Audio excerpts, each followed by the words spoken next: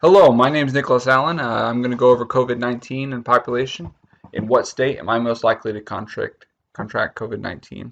So this was just based upon some the data that I was able to analyze and some question that came to my mind. So go over some ground rules, some context. So when analyzing data, it is imperative to consider the context of the data. So in order to do that, I determined that the statistical likelihood of contracting a virus is increased when a high percentage of a population carries that virus. Additionally, if individuals are more likely to contract a virus in one region, then it will spread faster there. So these are just assumptions I made that I used in order to make my data and my conclusions valuable. So moving on, the first graph that I have is I go over each individual state within the United States of America and how many COVID-19 cases are in those states. As you can see, New York is definitely leading the way with 362,000. Not in a good way, but New Jersey is far behind, not even 50% of that. And then even further behind Massachusetts with 82. The next big state that we see that has a large population mass is California. So if you look at the population count of California, you got 79 million people with 70,000 cases, while New York with 52 million people, quite a few less, 362,000 cases. So based on this visual, if you look at the graph itself, you would just assume, hey, New York is the state that is most impacted by COVID-19.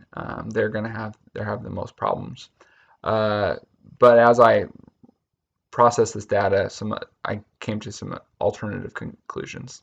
So the next thing I looked at was hospitalization rates within those states.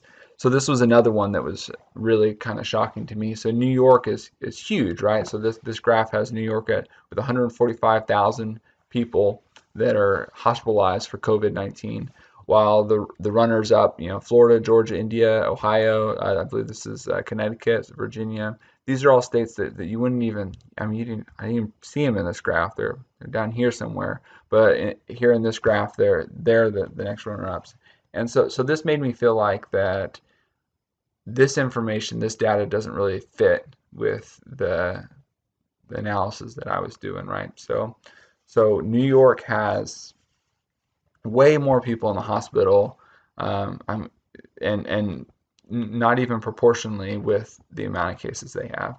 I mean, almost half of their cases are hospitalized, and so that tells me that New York is being very aggressive about hospitalizing people and getting people to medical care, and getting them tested and all those types of things. So even though they have more cases than every other state, that doesn't necessarily mean they have as many people walking around with COVID-19 that you might potentially interact with if you're walking around. So let's look at COVID-19 per 1,000 people, right? So this is a graph that I had to make these calculations, and you look at this one, and boom, New Jersey. This is the first graph where New York's not leading the way. So New Jersey has more cases per population. Um, so because New Jersey has such a small population and compared to New York, there are a higher percent of their population has COVID-19. Some interesting points that I would think about when analyzing this data is that New Jersey is a neighboring state to New York. A lot of people, I lived in New Jersey, and a lot of people commute from New Jersey to New York City, and they use public transit to do it. And so that just seems like a really prime way to contract and to spread this virus. Some other interesting things. First, I want to jump over here to California, right?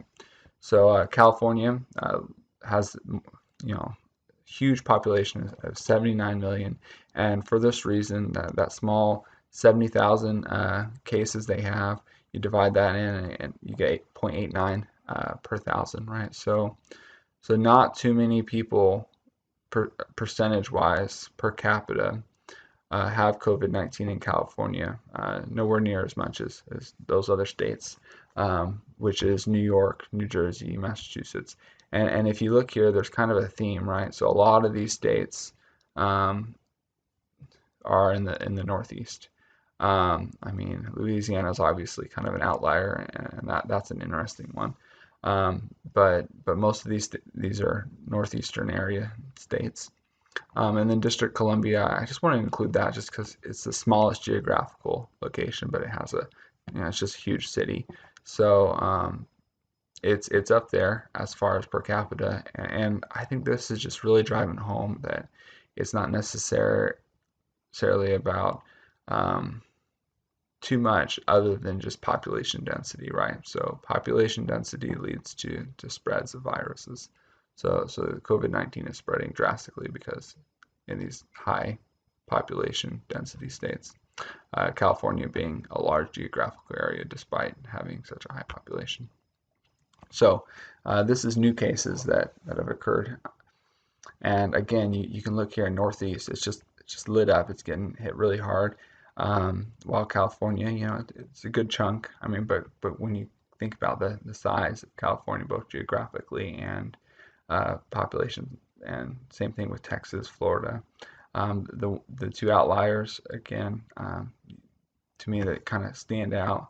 So you've got Georgia, which I think this is driven by the fact that Georgia has the world's busiest airport, right? So before we really locked down on this virus, you had a lot of international travel through there, which led to spread of the virus. And then you also have Illinois, which is another huge hub for international travel.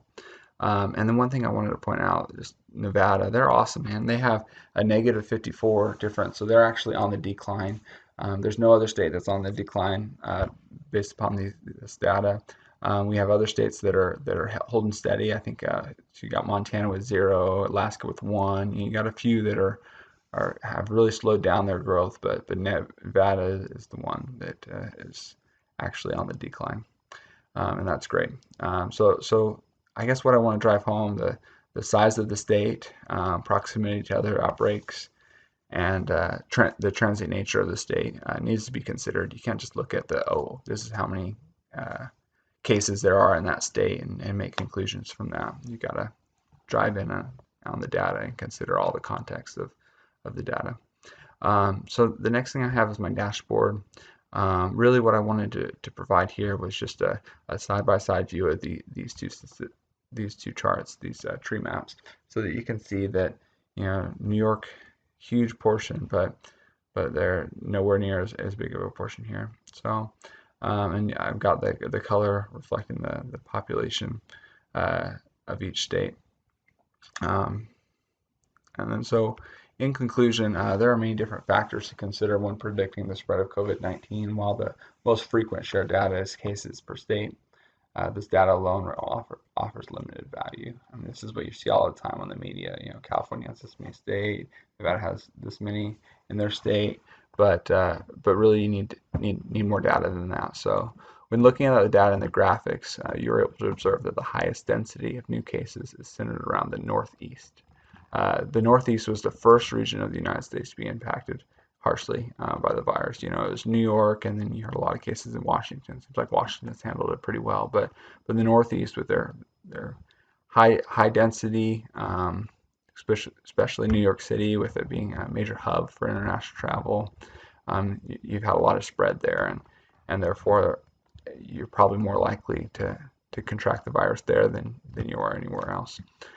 So California, that's one that I hear all the time. Oh, California, they're doing this and that to combat COVID-19. But I was surprised to see that they don't even have a very high percent of their population that's contracted COVID-19.